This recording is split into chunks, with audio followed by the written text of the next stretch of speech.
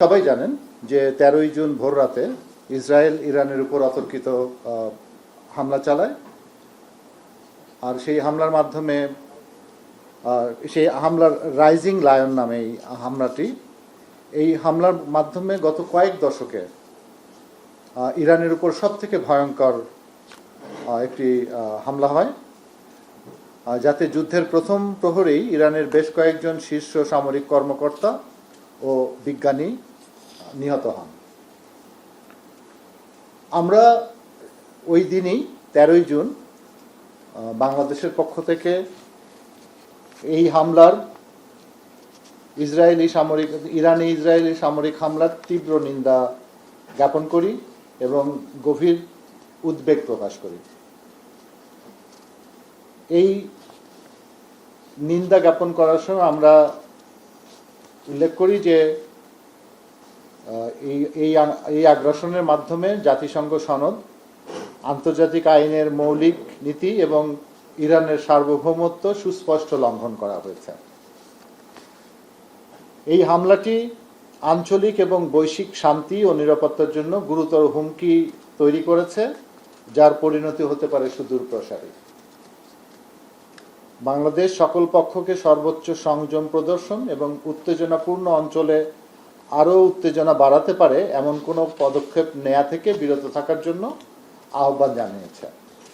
পাশাপাশি জাতিসংঘ ও আন্তর্জাতিক সম্প্রদায়কে মধ্যপ্রাচ্য স্থিতিশীলতা রক্ষায় সম্মিলিতভাবে কার্যকর ভূমিকা রাখার জন্য আহ্বান জানায় বাংলাদেশ।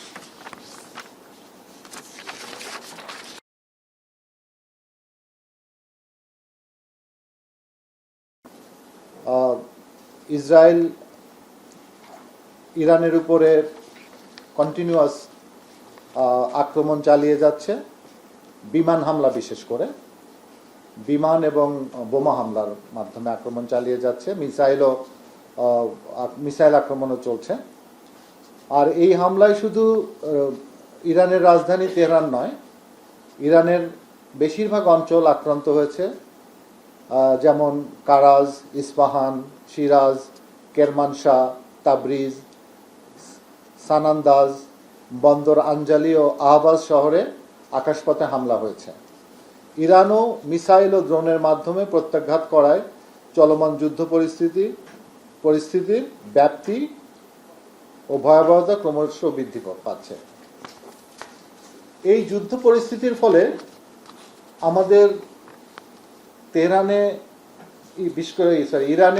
বিশেষ করে তেহরানে যেমন যায় বাংলাদেশিরা আছে, তারা সহ আমাদের তেহরানে বাংলাদেশ দূতাবাসে যারা কর্মকর্তা এবং কর্মচারী আছেন পরিবার সহ, তারা একটি অত্যন্ত ভয়ঙ্কর হুমকির মুখে পড়েছেন। আপনারা হয়তো জানেন যে ইরানে বর্তমানে 2000-এর বেশি সংখ্যক বাংলাদেশি আছেন। এদের মধ্যে একটি বেশ বড় সংখ্যক বাংলাদেশি ইরানি মেয়েদেরকে বিবাহ করে ওখানেই স্থায়ীভাবে বসবাস করছেন। তারা বিভিন্ন স্থানে আছেন। আরেক ক্যাটাগরির বাংলাদেশিরা আছে যারা ওই সমুদ্র অঞ্চলে মাছ ধরা সহ ছোটোখাটো কাজ করে। তাদের মধ্যে আবার অনেকেরই বৈধ কাগজপত্র নাই। কিছু বাংলাদেশি ওই ইরানের ডিটেনশন সেন্টারগুলোতে আছে। আর এর বাইরে কিছু বাংলাদেশি আছেন যারা গণমাধ্যম ও চিকিৎসা সেবা খাতে বেশ পেশাজীবী আছেন। এর মধ্যে আমি জানি না আপনাদের কোনো বন্ধু বান্ধব আছে কিনা। গতকাল রাতে ইরানের রেডিও ভবনে হামলার সময় আমাদের 8 জন বাংলাদেশি ওখানে ছিলেন। তারা সবাই কোনো ক্ষতিগ্রস্ত হন নাই, সবাই ভালো আছেন। এই ইরান ওখানে সম্ভবত বাংলা বিভাগ একটি আছে, সেই বিভাগে কাজ করেন তারা। আরও কিছু বাংলাদেশি ওখানে আছেন যারা ট্রাভেল করছেন, ওখানে বেড়াতে বা কোনো কাজে ট্রাভেল করছেন, এবং কিছু ছাত্র ছাত্রীও আছে। তো আমরা যাদেরকে নিয়ে উদ্বিগ্ন তারা হচ্ছে যারা তেহরানে আছে, এবং এই সংখ্যা কতজন হবে, 400 বা এরকম, না 100 আরো কম। তেহরানে কিছু বাংলাদেশি আছে যারা এখন এই হামলার সবচেয়ে মানে হামলায় ক্ষতিগ্রস্ত হওয়ার সম্ভাবনা আছে, তাদেরকে আর আমাদের দূতাবাসে যারা কাজ করছেন তাদের জন্যই আমরা এখন কাজ করছি, যাতে এরা নিরাপদে থাকতে পারে। তা আমরা এই তেহরানে যে বাংলাদেশিরা আছেন এবং আমাদের দূতাবাসে যারা কাজ করছেন তাদেরকে নিরাপদে সরে যাওয়ার জন্য পরামর্শ দিয়েছি, এবং তাদেরকে নিরাপদে মানে তেহরান থেকে দূরে কোথাও কিছু সময়ের জন্য রাখার জন্য আমরা ব্যবস্থা গ্রহণ করেছি। আমাদের দূতাবাস এই যুদ্ধ অবস্থার মধ্যেও আমাদের সাথে নিয়মিত যোগাযোগ করে যাচ্ছে। আপনারা জানেন যে আমরা আমাদের পররাষ্ট্র মন্ত্রণালয় এবং বাংলাদেশ দূতাবাস তেহরানে হটলাইন চালু করেছি, যাতে বাংলাদেশি যারা আছে তাদেরকে আমরা সেবা প্রদান করতে পারি।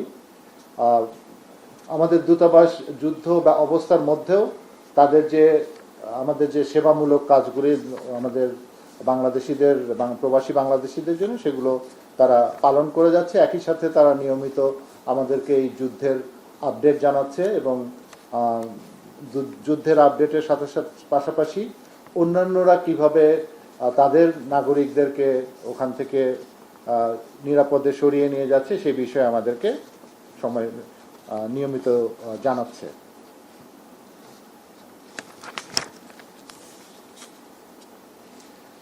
তেহরান ইরান ছাড়াও আপনারা জানেন যে আমাদের আশেপাশে আরও কিছু দেশে প্রবাসী বাংলাদেশিরা আছে, যেমন ইরাকে আছে, সিরিয়াতে খুব বেশি নাই, লেবাননে আছে, আর জর্ডানে আছে। তা আমরা আমাদের এই দূতাবাসগুলোর সাথেও নিয়মিত যোগাযোগ রক্ষা করে যাচ্ছি। এই দূতাবাসগুলোতেও আমাদের হটলাইন চালু হয়েছে, এবং তারা ওখানে প্রবাসী বাংলাদেশিদের সাথে নিয়মিত যোগাযোগ রক্ষা করে যাচ্ছেন। তবে মানে খুশির বিষয় হলো, আশার বিষয় হলো যে এই দেশগুলোতে এখন পর্যন্ত কোনো ধরনের আক্রান্ত হওয়ার কোনো সংবাদ আমাদের কাছে নাই। ফলে আমরা অন্তপক্ষে এই দেশে আমাদের যে বাঙালিরা আছেন, প্রবাসী বাঙালিরা আছেন, এবং আমাদের দূতাবাসে যারা আছে তারা এখন পর্যন্ত মোটামুটি নিরাপদে আছেন। এবং এই শুধু এটাই না, আমাদের এই দেশগুলো ছাড়াও গালফ অর্থাৎ ওই মধ্যপ্রাচ্যে অন্যান্য যে দেশগুলি আছে, সেই দেশগুলির যে আমাদের বাংলাদেশের দূতাবাসসমূহ আছে তাদেরকেও আমরা সতর্ক থাকার জন্য আমরা নির্দেশনা দিয়েছি, এবং একই সাথে তাদেরকে বলেছি যে তারা যেন প্রবাসীদের সাথে নিয়মিত যোগাযোগ রক্ষা করে, এবং যদি কেউ ওই ইরান অথবা অন্য দেশে কোনো প্রবাসীদের বিষয়ে যোগাযোগ করে তাহলে যেন তারা আমাদের সাথে অথবা আমাদের দূতাবাসের সাথে যোগাযোগ করার জন্য তাদেরকে জানায়। সবশেষে পররাষ্ট্র মন্ত্রণালয় ও বাংলাদেশ দূতাবাস সংশ্লিষ্ট সব পক্ষের সাথে আমরা নিয়মিত যোগাযোগ রক্ষা করে যাচ্ছি, যাতে প্রবাসী বাংলাদেশিরা নিরাপদে থাকেন এবং কোনো ধরনের ক্ষতির সম্মুখীন না হয়। এমনি যে ক্ষতিটা এমনিতে হয়েই যাচ্ছে, সেটি হচ্ছে যে এই যে যারা ওখানে প্রবাসী ছিলেন তারা তো কর্ম হারাবেনই, আর এই যুদ্ধ বন্ধ হলেও যুদ্ধ পরবর্তী যে অবস্থা তৈরি হবে সেই অবস্থায় তাদের সেখানে থাকাটা কতটুকু সম্ভব হবে সেটাও একটা বিশেষ বিবেচনার বিষয়। তবে আমরা এখন পর্যন্ত যতটুকু দেখতে পাচ্ছি বা বুঝতে পারছি তাতে খুব সহজে যুদ্ধ বন্ধ হওয়ার আমরা এখন পর্যন্ত কোনো ধরনের মানে সিগন্যাল বা কোনো সম্ভাবনা এই মুহূর্তে দেখা যাচ্ছে না। তবে আমরা আশা করি এবং আমরা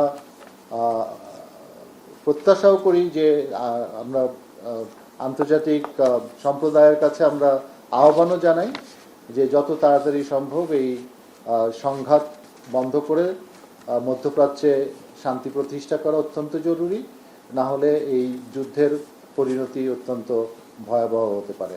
এটুকু বলেই আমি আমার বক্তব্য শেষ করছি। আপনাদের যদি কোনো প্রশ্ন বা কোনো বিষয় জানার থাকে, তবে আমার এই বক্তব্যের শেষে আমি একটি বিষয় আপনাদেরকে বলতে চাই, সেটি হচ্ছে যে আপনাদের মধ্যেও যদি কারো কাছে কোনো তথ্য থাকে যে আমাদের প্রবাসী বাংলাদেশি কোথাও কোনো অসুবিধার মধ্যে আছে, অনুগ্রহ করে আমাদেরকে জানাবেন। আমাদের হটলাইন আছে, জানালে আমরা চেষ্টা করব তাদের বিষয়ে ব্যবস্থা নেওয়ার জন্য। আমি এই আহ্বান জানিয়ে আপনাদেরকে প্রশ্ন করার জন্য বা আপনাদের কোনো কোয়ারি থাকলে তার উত্তর দেওয়ার জন্য আমরা ফ্লোর ওপেন করে দিচ্ছি। যে আমরা একজন একজন করে নেব, আমরা আমাদের সময় আছে, আমরা সবার প্রশ্ন নেওয়ার চেষ্টা করব।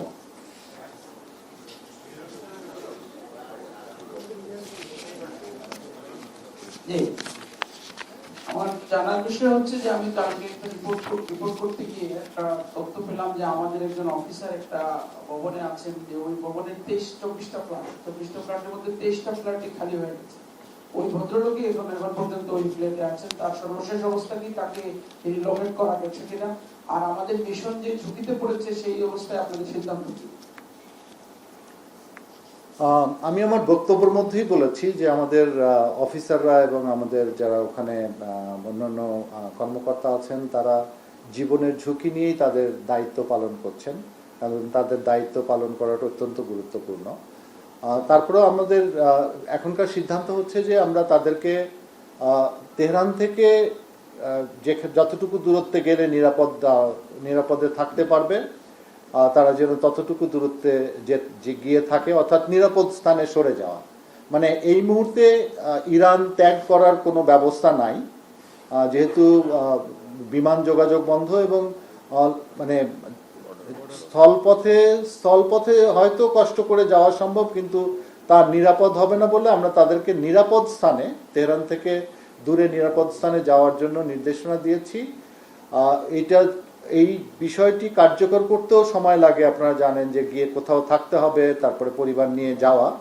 আর একটি বিষয় হয়তো আপনারা জানেন না যে ইরানের উপরে এমবার্গো থাকার কারণে আমাদের ওখানে অর্থ প্রেরণ করার অত্যন্ত ডিফিকাল্টি আছে, যে কারণে এই ইভ্যাকুয়েশনের জন্য বা নিরাপদ স্থানে সরে যাওয়ার জন্য যে অর্থটি লাগবে, অর্থ আমরা পাঠানোর চেষ্টা করছি।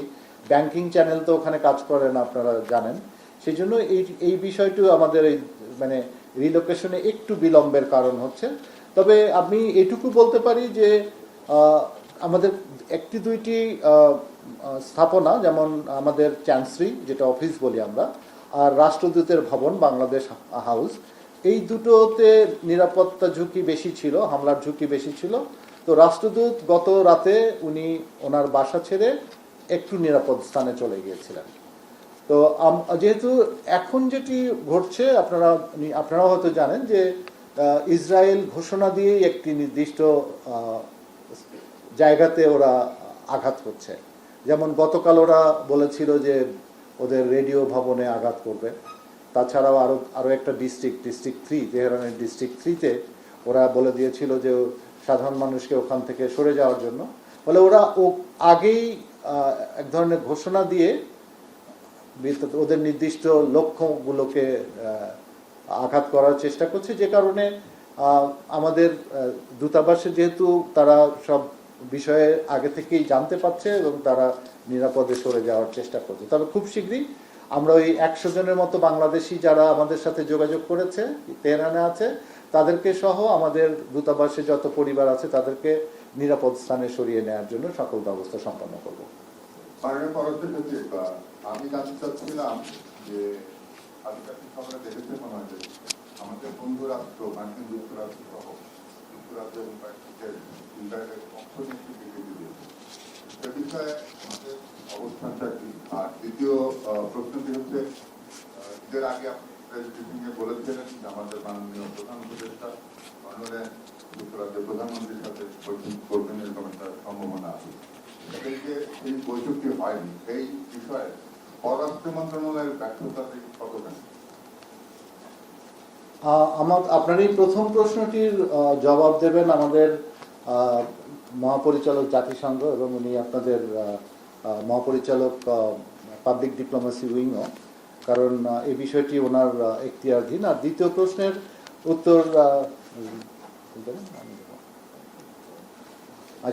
দ্বিতীয় প্রশ্নের উত্তর হচ্ছে, আমি আপনাদেরকে যেটুকু বলতে পারি সেটা হলো যে এই সফরের আগে আমার যুক্তরাজ্যের হাই কমিশনারের সাথে একটি ব্রেকফাস্ট মিটিংয়ে দেখা হয়েছিল এবং আমার সাথে ওনার আলোচনা হয়েছিল। সেখানে উনি আমাকে জানিয়েছিলেন যে তারা এই সফরটিকে সরকারি সফর, অর্থাৎ অফিসিয়াল ভিজিট হিসেবে আপগ্রেড করেছে। উনি পরবর্তীতে যখন মাননীয় প্রধান উপদেষ্টার সাথেও দেখা করেন সফরের আগে, তখন উনি আমাদেরকে একই কথা বলেছিলেন। আমাদের রাষ্ট্রদূত হাই কমিশনার লন্ডনে যিনি আছেন, উনি যখন ওখানে পররাষ্ট্র মন্ত্রণালয়ে যোগাযোগ করেন, তখনও তাকে বলা হয়েছিল যে এটি একটি সরকারি সফর, এবং সরকারি সফরে আমরা যে বিষয়গুলোকে নিশ্চিত ধরেই নিই, তার মধ্যে দুদেশের মধ্যে মানে প্রধানমন্ত্রী পর্যায়ে বৈঠক হবে। এবং আমার জানা মতে আমরা যখন পর্যন্ত মাননীয় প্রধান উপদেষ্টা লন্ডনে পৌঁছেছেন, ততক্ষণ পর্যন্ত এই বৈঠকটি হওয়ার বিষয়টি ছিল, শুধু সময়টি অনেক নির্ধারণ করা হয় নাই। সুতরাং আমরা শেষ পর্যন্ত আমাদের প্রত্যাশা ছিল যে এই বৈঠকটি হবে।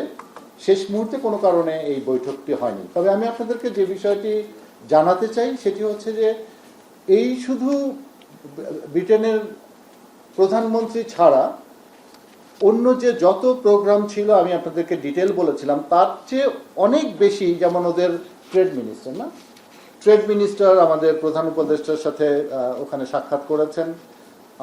ওদের বাকি স্পিকারের তো সাথে এমনিও এটা শিডিউল মিটিং ছিল, ওখানে স্পিকারের সাথে যখন মিটিং হয় তখন আরও কিছু ডিগনিটারিজের সাথে সাইড লাইনে দেখা এবং মিটিং হয়েছে, এবং হাউস অফ লর্ডসের একটি সেশনও আমাদের মাননীয় প্রধান উপদেষ্টা সহ ওনাকে নিয়ে যাওয়া হয়েছে, অর্থাৎ এবং সম্পূর্ণ প্রোটোকল দেওয়া হয়েছে, যেটা অফিসিয়াল ভিজিট না হলে এইখানে দেয়া হয় না।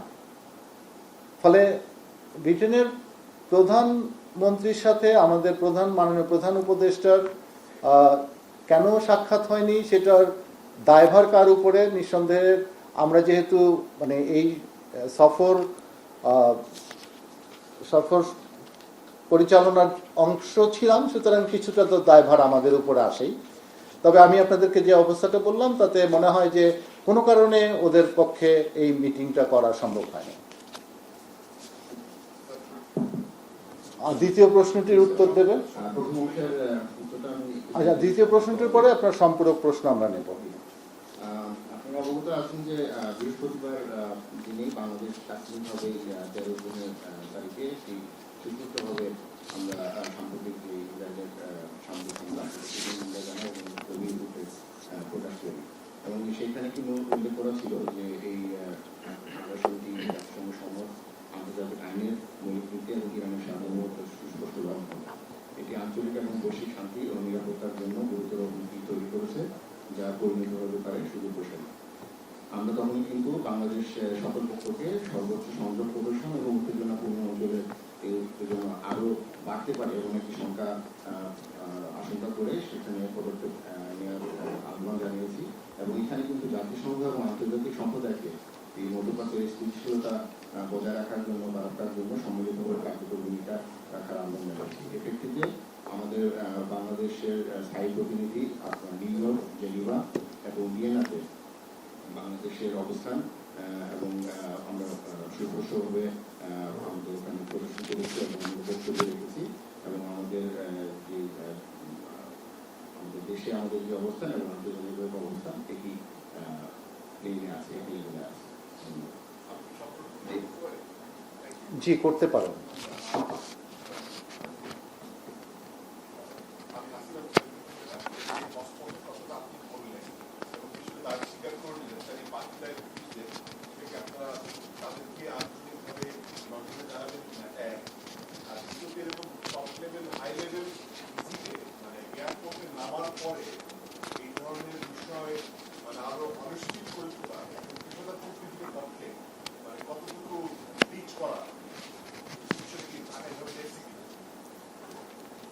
আমি মানে আপনাদেরকে বোঝাতে সক্ষম হইনি যে এই সফরে যতগুলো কম্পোনেন্ট ছিল, এবং এই সফরে একটি অত্যন্ত গুরুত্বপূর্ণ বিষয় ছিল হচ্ছে যুক্তরাজ্যের মহামান্য রাজার কাছ থেকে হারমোনি অ্যাওয়ার্ড নেয়া এবং মহামান্য রাজার সাথে একান্ত বৈঠক, যেটি ইংল্যান্ডের মানে যুক্তরাজ্যের জন্য অত্যন্ত গুরুত্বপূর্ণ একটি বিষয়, সেটিও সুচারুরূপে সম্পন্ন হয়েছে। বাকি যে বিষয়গুলো ছিল সব কিছু হয়েছে, এবং তার যেগুলো ছিল না তার বাইরেও কিছু প্রোগ্রাম হয়েছে, সেই ক্ষেত্রে এই সফরটি আমাদের বিবেচনায় অত্যন্ত সফল একটি সফর হয়েছে। এবং আপনারা জানেন, সেদিন আমরাও বলেছিলাম যে এই সফরের একটি গুরুত্বপূর্ণ বিষয় ছিল যে মানে স্টোলেন অ্যাসেট রিকভারি, এবং সেটাতেও অনেক মানে ট্যাঞ্জিবল সফলতা আমরা পেয়েছি। সুতরাং এইটা একটি সফল সফরের পরে কোনো একটা বিষয় নিয়ে আমাদের দু দেশের মধ্যে বন্ধুত্বপূর্ণ সম্পর্ক, ঐতিহাসিক সম্পর্ককে নিয়ে টানাটানি করার আমি কোনো মানে যৌক্তিক কারণ খুঁজে পাচ্ছি না। মার্কেট এখানে আমি বিশ্ব যমুনা টেলিভিশন থেকে শোনেন। আমার প্রশ্ন আবার একটু ইরানের যুদ্ধ প্রসঙ্গে। আমরা সবশেষ রাশিয়া ইউক্রেন যুদ্ধের কারণে আমাদের অর্থনীতি বিশেষ করে দারুণভাবে সাফার করেছে। ফলে এই যুদ্ধ মধ্যপ্রাচ্যে প্রায় 60 লাখ বাংলাদেশ নিবন্ধিত বা অনিবন্ধিত মিলে। জ্বালানি তেলের বাজার 7% বেশি বেড়েছে, আমাদের মজুদ বেশি কেনেন নাই। ফলে আমরা অনেক বেশি সাফার হয়তো শুরু করেছি করা। ফলে আমাদের পক্ষে কোনো বিশেষ দূত বা কাউকে মধ্যপ্রাচ্যের আশপাশের দেশগুলোতে পাঠানো বা আজকে ক্রয় সংক্রান্ত মন্ত্রিসভা কমিটির বৈঠকে বিষয়টি নিয়ে আলোচনা হয়েছে, এরকম কোন পরিকল্পনা আমরা করছি কিনা, এটি একটি প্রশ্ন। দ্বিতীয় প্রশ্ন হচ্ছে, ওভারঅল প্রফেসর ইউনূসের যুক্তরাজ্য সফর নিয়ে আপনি কতখানি হ্যাপি? দ্বিতীয় প্রশ্ন আমি প্রথম উত্তর দিচ্ছি যে আমার জাস্ট এই আগের বক্তব্যে আমি বলে দিয়েছি যে এই সফরটি আমাদের বিবেচনায় সম্পূর্ণ সফল হয়েছে।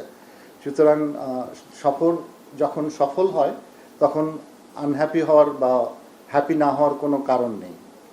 আর দ্বিতীয় যে বিষয়টি বলছেন যে এই যুদ্ধটি এই কয়েকদিন আগে শুরু হয়েছে, এখনই এটার ইম্প্যাক্ট নিয়ে অ্যাসেস করাটা অত্যন্ত দুরূহ একটি বিষয়। আর এই যুদ্ধর সবচেয়ে বড় বিষয়টি হচ্ছে এটা কতদিন চলবে, কিভাবে এটা থামবে, এই সমস্ত বিষয়ের পরে আমরা বুঝতে পারবো যে ইম্প্যাক্ট কী হবে। আর আপনি নিজেই বললেন যে ক্রয় সংক্রান্ত কমিটিতে বিষয়টি নিয়ে আলোচনা হয়েছে।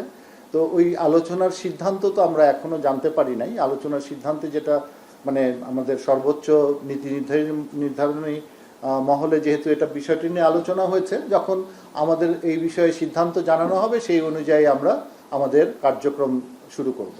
এই মুহূর্তে আমাদের কাছে এই বিষয়ে আর কোনো তথ্য নাই।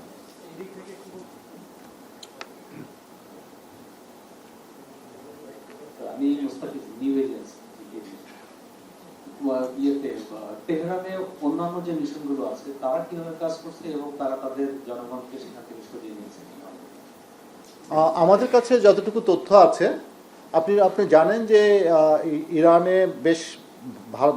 বেশ কিছু সংখ্যক ভারতীয় নাগরিক ছিল তেহরানে। বিশেষ করে ভারতীয়রা যেটা করেছে, তারা তেহরান থেকে তাদের নাগরিকদেরকে নিরাপদ স্থানে, ইরানের ভেতরেই নিরাপদ স্থানে নিয়ে যেতে পেরেছে। আর ভারতীয়দের একটা সুবিধা আছে, ওদের ওই ব্যাংকিং চ্যানেলের ওই অসুবিধাটা নাই, কারণ ওদের ওই কারেন্সিটা কনভার্টিবল করা আছে। আর পাকিস্তানের যে নাগরিক, দ্বিতীয় যে বৃহত্তম সংখ্যক নাগরিক, সেটা ছিল পাকিস্তানের। আর পাকিস্তান যেহেতু ইরানের সাথে বর্ডারিং কান্ট্রি, ওরা ওদের বর্ডার ওপেন করে দিয়েছে। যারা পাকিস্তানে চলে যাওয়ার বর্ডারের দুটো পয়েন্ট বন্ধ রেখে একটা পয়েন্ট ওপেন করা আছে। সেই একটা পয়েন্ট দিয়ে পাকিস্তানের নাগরিক যারা পাকিস্তানে ফেরত যেতে চাচ্ছে তারা ফেরত যাচ্ছে। আর আপনারা যদি ম্যাপ দেখেন তাহলে দেখতে পাবেন যে ইরান একটি অনেক বড় একটি দেশ। ফলে তেহরানের থেকে উত্তরে এবং পূর্ব দিকে যদি চলে যায় তাহলে এমনি নিরাপদ আশ্রয় থাকতে পারে। তো পাকিস্তানের বিষয়টাও আমরা জানি, ওখানে আমরা এই দুটো দেশের নাগরিকদের বিষয়ে আমরা অনুকরণ বা অনুসরণ করার চেষ্টা করছি। ধন্যবাদ। জি হ্যালো, আমি কামরান সিদ্দিকী, বিজনেস স্ট্যান্ডার্ডে কাজ করি। আপনি যে 400 জনের কথা বলেছেন যে যারা হচ্ছে তেহরানে আছে, তো এর মধ্যে এবং তারা খুব ভয়ঙ্কর হুমকির মধ্যে আছে আপনি বলেছেন, এর মধ্যে কতজন আসলে ইতিমধ্যে নিরাপদ জায়গায় যেতে পেরেছে, এরকম কোনো ধারণা আছে আপনাদের? আমাদের তাদের আমি আসলে সংখ্যাটা সঠিকভাবে বলতে পারি নাই, হয়তো আমাদের আনুমানিক 400 হতে হবে। তবে আমাদের সাথে 100 জন যোগাযোগ করেছে, যে 100 জনের খরচ টরচ সহ সমস্ত কিছু সহ আমরা তাদের অ্যাকোমোডেশন সহ তাদেরকে আমরা নিরাপদ স্থানে নিয়ে যাওয়ার ব্যবস্থা করছি। এটা মানে সরকারি পয়সায়, কিন্তু মানে তাদের কাছ থেকে আমরা কোনো পয়সাও নিচ্ছি না। তাদের বাসস্থান, তাদের খাওয়ার ব্যবস্থা এবং তাদেরকে নিরাপদে নিয়ে যাওয়া, এবং পরবর্তীতে যদি তারা ল্যান্ড রুটে চলে যেতে চায় তাহলে গাড়ি ভাড়া করে ল্যান্ড রুটে তারা যে ডেস্টিনেশনে চলে যেতে চায় যদি এদিকে পাকিস্তানে আসতে চায় তাহলে আমরা তাদেরকে পাকিস্তানে পৌঁছে দেবো, যদি ওদিকে টার্কিতে যেতে চায় তাহলে আমরা টার্কিকে পৌঁছে দেবো। আমরা এই ধরনের ব্যবস্থা রেখেছি। তবে এই মুহূর্তে আমাদের মানে ইমিডিয়েট পদক্ষেপ হচ্ছে যে তাদেরকে আমরা তেহরান থেকে সরিয়ে যেখানে যত দূরত্বে গেলে নিরাপদে থাকতে পারবে আমরা সেই দূরত্বে তাদের বাসস্থান ভাড়া করে সেখানে আমরা রাখবো তাদেরকে। আমি আর ইংল্যান্ড নিয়ে আলোচনা করতে চাই না, আমরা যুদ্ধ নিয়ে এখানে করছি আজকে। আমি মনে হয় ইংল্যান্ড নিয়ে অনেক বেশি কথা বলেছি, আমরা পিছনের জিনিসটা একটু পিছনে রেখে যাই। জি, ধন্যবাদ। আমার নাম মনিরুল হক, আমি টিভিসি টেলিভিশনে কাজ করি। আপনারা বলেছেন যে বাংলাদেশ সবসময় যুদ্ধের বিপক্ষে এবং শান্তির পক্ষে, সেটি আমরাও বিশ্বাস করি, কিন্তু এই যুদ্ধ বন্ধে জাতিসংঘ বা যুক্তরাষ্ট্রকে কোনো বার্তা পাঠানো বা জাতিসংঘকে শক্তভাবে কোনো আহ্বান জানানো হয়েছে কিনা, কোনো সিদ্ধান্ত আছে কিনা যে যুদ্ধ বন্ধে যাতে তার ইমিডিয়েট ভূমিকা রাখে? আমার সহকর্মী ইতোমধ্যেই বলেছে যে জাতিসংঘে আমরা কি কি পদক্ষেপ নিয়েছি। আর যুদ্ধ এই মুহূর্তে আমরা মার্কিন যুক্তরাষ্ট্রকে এই বিষয়ে অনুরোধ করাটা কতটুকু সমীচীন হবে সেটা নিয়েও আমরা চিন্তা ভাবনা করছি। সেই জন্য এই মুহূর্তে আমাদের এরকম কোনো পরিকল্পনা নেই যে আমরা মার্কিন যুক্তরাষ্ট্রকে অনুরোধ করব যুদ্ধ বন্ধের জন্য করার জন্য। আমরা যদি আপনি দেখেন আমরা আমাদের যে প্রেস রিলিজ যেটা আমরা কন্ডেম করেছি, কন্ডেমনেশনে আমরা খুব জোরালোভাবেই বলেছি যে আমরা কি চাই, আমরা যুদ্ধ চাই না শান্তি চাই, এবং এই যুদ্ধের পরিণতি আমাদের জন্য অত্যন্ত ক্ষতিকর হবে সেটা আমরা জানি। আমরা ইউক্রেনের যুদ্ধ দেখেছি, প্রলম্বিত হওয়ার ফলে আমরা ইউক্রেনের যুদ্ধের কারণে কত ক্ষতিগ্রস্ত হচ্ছি। আর মিডল ইস্ট তো আমাদের জন্য অর্থনৈতিকভাবে আরও গুরুত্বপূর্ণ একটি এলাকা। সেই জন্য আমার মনে হয় যে আমাদের জন্য এটা অত্যন্ত ক্ষতিকর হতে পারে। আমরা যেটা করেছি সেটা হচ্ছে আমরা Bangladesh urges the United Nations and the international community to act collectively in support of a stable Middle East. Underscoring the diplomacy and mutual respect remain the only viable path to lasting peace. এটা হচ্ছে আমাদের যে press রিলিজটা আমরা দিয়েছি condemn করে, তার last sentence which is the strongest sentence. আমরা মনে করি যে আমরা শান্তিপূর্ণ মিডল ইস্ট চাই, যেখানে ডিপ্লোমেসি এবং মিউচুয়াল রেসপেক্টের মাধ্যমেই এই শান্তিপূর্ণ মিডল ইস্ট পাওয়া সম্ভব।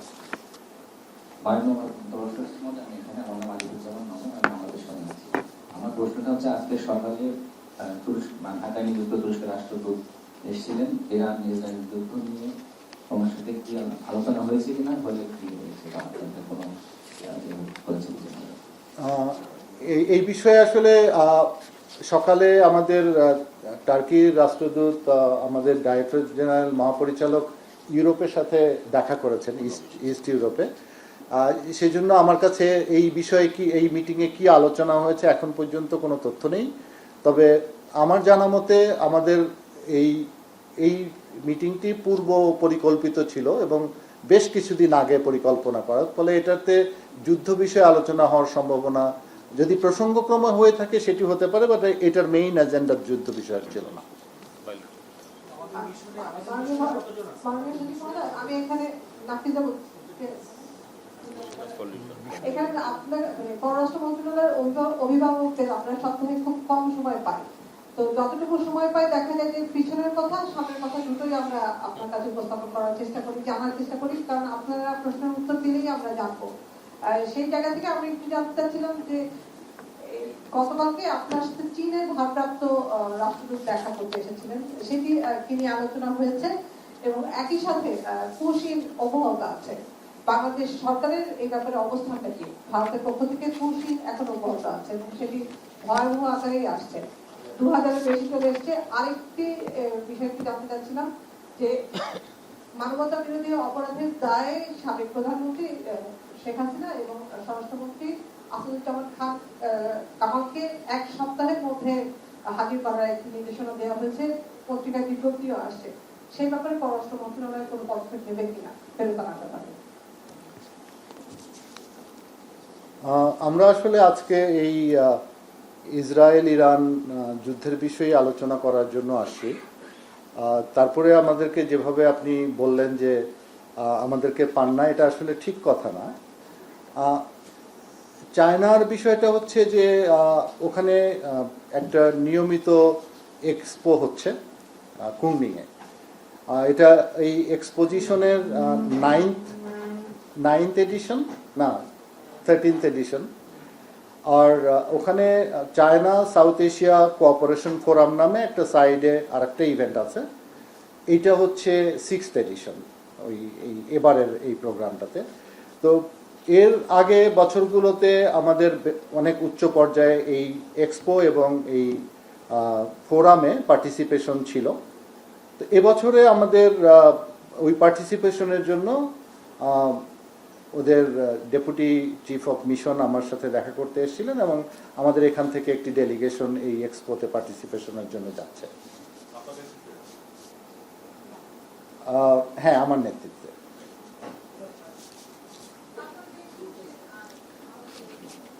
পুশিং নিয়ে আমি আগেরবারও বলেছিলাম যে আমরা নিয়মিতভাবেই ভারতীয়দের সাথে যোগাযোগ রক্ষা করে যাচ্ছি এবং আপনাদেরকে আমার যতদূর মনে পড়ে মাননীয় পররাষ্ট্র উপদেষ্টা জানিয়েছিলেন যে আমরা ওদেরকে প্রস্তাব দিয়েছি যে আমাদের একটা যে কনসুলার ডায়ালগের জন্য প্রস্তাব দিয়েছি লিখিতভাবে ফরমালি, এবং আমরা আশা করছি যে খুব শীঘ্রই বলতে আসলে ভবিষ্যতে এই কনসুলার ডায়ালগটি হবে। এবং আমাদের আরও কিছু বিষয়ে ওদের সাথে আমাদের লেনদেন হচ্ছে। আমি আপনাদেরকে বলতেই পারি যে আমরা ওদেরকে ওই ফ্লাড ফোরকাস্টিংয়ের বিষয়ে রিকোয়েস্ট করেছি রিয়েল টাইম ইনফরমেশন শেয়ার করার জন্য, এবং আমরা আরও কিছু মানে আপস্ট্রিমের পয়েন্টসের ইনফরমেশন শেয়ার করার জন্য বলেছি। সেগুলো নিয়ে ওদের সাথে আমাদের নিয়মিত আলোচনা চলছে। এবং আপনারা জানেন যে ওরা আমাদের কিছু পণ্যের উপরে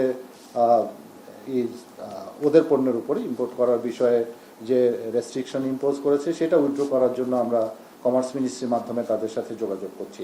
ফলে আমাদের এই পুশিংয়ের বিষয়টি আমি আগেরবারও আপনাদের বলেছিলাম যে এটি একটি পুরনো বিষয়, ওরা এটাকেই মানে নতুনভাবে করছে এবং আমরা আশা করছি যে এটা তাড়াতাড়ি কোনো না কোনো একটা সমঝোতায় আমরা পৌঁছাতে পারবো।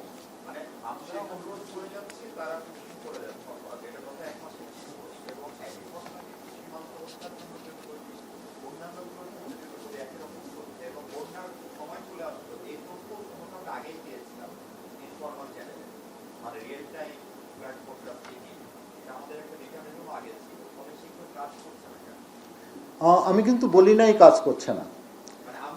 আমি বলছি আমাদের যে মানে পূর্ব নির্ধারিত যে পয়েন্টসগুলো ছিল রিয়েল টাইম তথ্য শেয়ার করার জন্য সেগুলো তো আছেই, পাশাপাশি আমরা আরও কিছু নতুন পয়েন্টসের রিয়েল টাইম শেয়ারের জন্য বলেছি। এগুলো যে কাজ করছে না সেটা না, কাজ করছে, কিন্তু আপনি তো জানেনই যে একটা মেকানিজম যখন আমরা চেঞ্জের জন্য বলি সেটাতে একটু সময় লেগে যায়। আচ্ছা, আমাদের এই মিশনে সব মিলে ফ্যামিলি সহ 40 জন লোক আছে।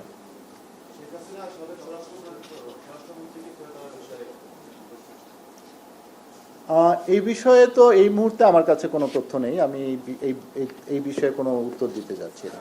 একটা ফলো আপ করছি। আপনি যে কথাটা বললেন যে এখানে 400 জন যারা ট্রেনারে আছে তাদের নিরাপদ স্থানে সরিয়ে নেওয়ার জন্য এবং এখানে টাকা পাঠানো নিয়ে একটা জটিলতা আছে, তো এইটা আসলে কিভাবে এখন সমাধান হবে? কারণ ওইখানে তো আমরা যতটুকু জেনেছি যে ডিস্ট্রিক্ট 6 আজকে হামলা করার প্ল্যান আছে ইসরায়েল, তো ওইটা তো, এবং আপনি যেভাবে বললেন যে খুব বিপদের মধ্যেই আছে, তো আমরা তাহলে কি আসলে হামলা করার পরে টাকা পাঠাতে পারবো, মানে এরকম কোনো অবস্থায় যাবো কিনা? না, এরকম কোনো অবস্থার কোনো মানে সুযোগ নেই।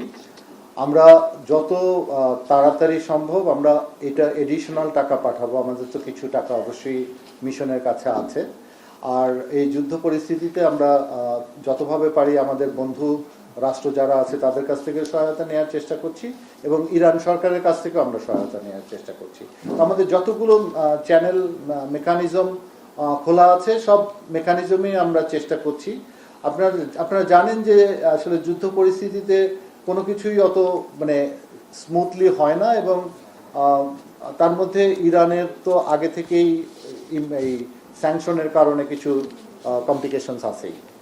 স্যার, আপনি যে প্রোগ্রামটাতে যাচ্ছেন চায়নাতে কুনমিংয়ে, সেই প্রোগ্রামটা নিয়ে আমি কি প্রশ্ন করতে পারি? এই প্রোগ্রামটা নিয়ে প্রশ্ন তো না করার কোনো কারণ নাই, কিন্তু প্রশ্নটা যদি রেলিভেন্ট হয় তাহলে করতে পারেন। রিলেভেন্ট হচ্ছে এই কারণে যে আমরা দেখছি যে এই ফোরামটাতে আপনি যাচ্ছেন সেটা হচ্ছে যে ওই ফোরামে কিন্তু চায়না সাউথ এশিয়া ফোরাম, কিন্তু ওটাতে ইন্ডিয়া নাই।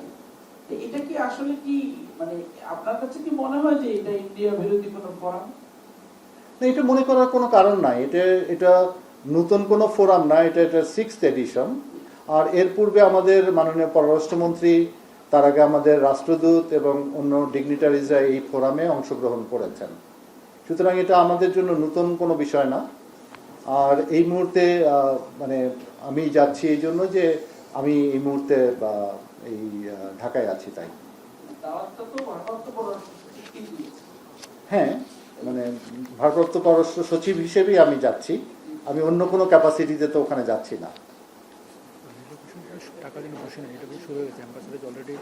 আচ্ছা, আমি একটা তথ্য আমার কলিগ জানিয়েছেন আপনাদের সাথে শেয়ার করতে চাই, যে আমরা টাকার বিষয়টি উল্লেখ করেছি যে আমরা টাকা পাঠানোর চেষ্টা করছি, বাট রিলোকেশন প্রক্রিয়া শুরু হয়ে গেছে। আমি যেটা বললাম যে আমাদের ওখানে তো অবশ্যই টাকা ছাড়া তো ওনারা চলছেন না, তো রিলোকেশন প্রক্রিয়া শুরু হয়ে গেছে।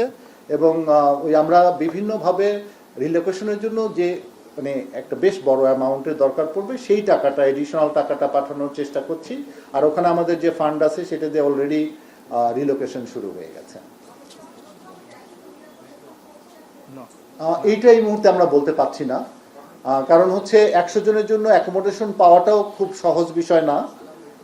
দ্বিতীয়ত হচ্ছে যে আপনার 100 জন একই জায়গায় রাখার মতো জায়গা পাওয়াটাও তো কোনোভাবেই সম্ভব না, স্ক্যাটার্ড ভাবে হবে, একসাথে নিয়ে যাওয়াটাও সম্ভব হবে না। আর সব মিলে এটা একটা যুদ্ধাবস্থা অবস্থা, এবং নিয়মিতই ওখানে আক্রমণ চলছে। ফলে ট্রান্সপোর্ট পাওয়া, লোকজনকে নিরাপদে রিলোকেট করা, এটা। আর সবচেয়ে বড় যে জিনিসটি সেটি হচ্ছে যে ইন্টারনেট যোগাযোগ ব্যবস্থা এবং টেলিফোনিক যোগাযোগ ব্যবস্থা ইন্টারমিটেন্টলি চলছে, কখনো বন্ধ থাকছে, কখনো চলছে। ফলে আমাদেরকে যখন ওখান থেকে কমিউনিকেট করছে, হয়তো একটা মেসেজ 4 ঘন্টা আগে পাঠাচ্ছে, সেটা আমরা 4 ঘন্টা পরে পাচ্ছি। হ্যাঁ, আমাদের কাছে যারাই রিকোয়েস্ট করবে তাদেরকেই আমরা নিরাপদ স্থানে রিলোকেট করার জন্য আমরা নির্দেশ দিয়ে রেখেছি আমাদের দূতাবাসকে। না, এটা মানে অবস্থা বুঝে, কারণ মানে ওখানে কিভাবে আছে, কারা কিভাবে আছে, সেটা আমি এই মুহূর্তে আপনাকে বলতে পারছি না। আমাদের কাছে এটা তো একেবারে নর্মাল সিচুয়েশন হলে আপনি প্ল্যান করে যে এতজন এখানে আছে, এতজন এখানে আছে, এতগুলো গাড়ি নিয়ে চলে যাবেন, যে যখন যাকে সুযোগ পাবে তাকে রিলোকেট করে ফেলবে আর কি, এইভাবে আমরা করছি। আমার মনে হয় আমার আজকের এই বিষয়টি শেষ করতে পেরেছে। আপনাদের সবাইকে ধন্যবাদ, সবাই ভালো থাকবেন।